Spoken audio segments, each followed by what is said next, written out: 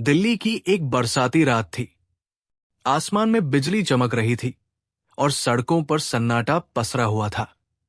उसी समय मशहूर जासूस कबीर वर्मा अपने ऑफिस में बैठा पुरानी फाइलें देख रहा था। तभी उसका फोन बजा। दूसरी तरफ से घबराई हुई आवाज आई, सर, मेरी बहन अचानक गायब हो गई है। पुलिस को कोई सुराग नहीं मिला। कृपया हमारी मदद कीजिए। कबीर ने तुरंत पता नोट किया और अगले ही पल अपनी कार लेकर निकल पड़ा। मामला एक बड़े उद्योगपति राजीव मेहरा के घर का था। उनकी छोटी बेटी सिया शाम से लापता थी। घर पहुंचते ही कबीर ने देखा कि पूरा परिवार डरा हुआ है।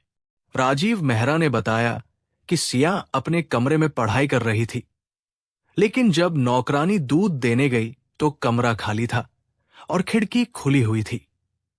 कबीर ने कमरे का बारीकी से निरीक्षण किया। मेज पर किताबें खुली थी, मोबाइल फोन वहीं पड़ा था और खिड़की के पास मिट्टी के हल्के निशान दिखाई दे रहे थे। उसने नीचे बगीचे में जाकर देखा तो वहां भी जूतों के निशान थे, जो पीछे की दीवार की ओर जा रहे थे। दीवार के पास एक छोटी सी कपड़े की कतरन फंसी हुई थी। कबीर ने नौकरों से पूछताछ की। सबने कहा कि उन्होंने कुछ भी संदिग्ध नहीं देखा, लेकिन ड्राइवर अर्जुन की आवाज थोड़ी कांप रही थी। कबीर को शक हुआ। उसने अर्जुन से अलग ले जाकर सवाल किए। अर्जुन बार बार यही कह रहा था कि वो गैरेज में था। कबीर ने घर के सीसीटीवी कैमरे चेक किए। सामने के कैमरों में सब सामान्य था, लेकिन पीछे वाले कैमरे की रिकॉर्डिंग ठीक उसी समय बंद थी जब सिया गायब हुई। ये संयोग नहीं हो सकता था। कबीर ने तुरंत तकनीकी जांच करवाई।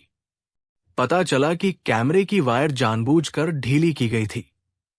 कबीर ने अर्जुन के कमरे की तलाशी ली। वहां उसे वही कपड़े का टुकड़ा मिला जो दीवार पर फंसा था। अब तस्वीर साफ होने लगी थी। सख्ती से पूछने पर अर्जुन टूट गया। उसने बताया कि उसे किसी अज्ञात व्यक्ति ने पैसों का लालच दिया था। उसे केवल सिया को पीछे के गेट तक लाना था, जहां से दूसरे लोग उसे ले गए। लेकिन कहानी यही खत्म नहीं हुई।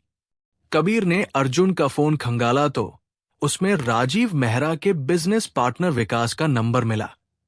जांच आगे बढ़ी तो पता चला कि विकास कंपनी पर पूरा कब्जा करना चाहता था। उसने राजीव को डराने के लिए ये साजिश रची थी। कबीर ने पुलिस के साथ मिलकर उस गोदाम का पता लगाया जहां सिया को रखा गया था। वहां छापा मारा गया और सिया सुरक्षित मिल गई। विकास को गिरफ्तार कर लिया गया। जब सिया अपने परिवार से मिली तो सबकी आंखों में आंसू थे। राजीव ने कबीर का धन्यवाद किया। कबीर ने शांत स्वर में कहा, अपराधी कितना भी चालाक क्यों न हो, कोई न कोई गलती जरूर करता है। सच को छिपाना आसान नहीं। बारिश अब थम चुकी थी। कबीर अपनी कार में बैठा और अगले मिशन के बारे में सोचते हुए